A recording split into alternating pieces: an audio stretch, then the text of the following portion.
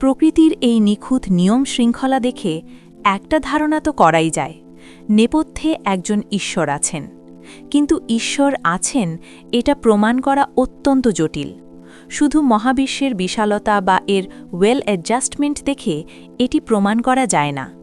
আমাদের প্রচলিত পদার্থবিদ্যা বা ক্লাসিক্যাল ফিজিক্স দিয়েও ঈশ্বরের অস্তিত্ব অকাট্যভাবে প্রমাণ করা সম্ভব নয়, যদিও তার ইশারা পাওয়া যায়। এই রহস্যের নিখুঁত উত্তর খুঁজতে আমাদের দ্বারস্থ হতে হবে কোয়ান্টাম ফিজিক্সের। ঈশ্বর আছেন কি নেই তার বৈজ্ঞানিক উত্তর সম্ভবত লুকিয়ে আছে এই ক্ষুদ্রাতি ক্ষুদ্র জগতের রহস্যময় আচরণে। কোয়ান্টাম ফিজিক্সের প্রথম যুক্তি অবজারভার ইফেক্ট। একটি কণা ততক্ষণ পর্যন্ত নির্দিষ্ট কোনো আচরণ করে না যতক্ষণ না তাকে পর্যবেক্ষণ করা হয়। তার মানে এই বিশাল মহাবিশ্বকে অস্তিত্বশীল রাখতে হলে একজন পরম পর্যবেক্ষক বা মহা সচেতনতার প্রয়োজন।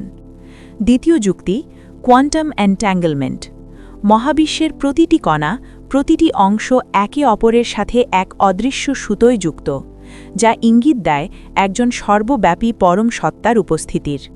অথচ দুঃখজনক হলেও সত্য, ঈশ্বরের অস্তিত্ব জানার জন্য আমরা এখনও বিজ্ঞান বিমুখ ধারার দিকে ঝুঁকে আছি, যেখানে আধুনিক বিজ্ঞানের আলো পৌঁছায়নি।